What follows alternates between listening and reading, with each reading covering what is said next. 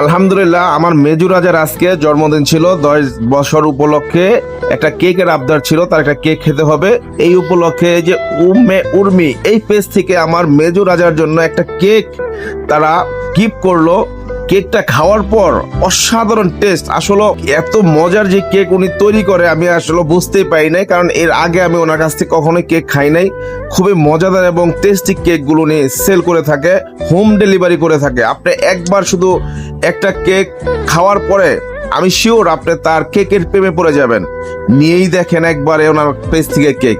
তো আলহামদুলিল্লাহ, এই যে আমার 3 রাজা, দেখেন এই কেকটা কাটার জন্য সবাই খুব অস্থির এবং ব্যস্ত। দেখেন আমার মেজু রাজার 10 বছর উপলক্ষে এই কেকের আয়োজন করা।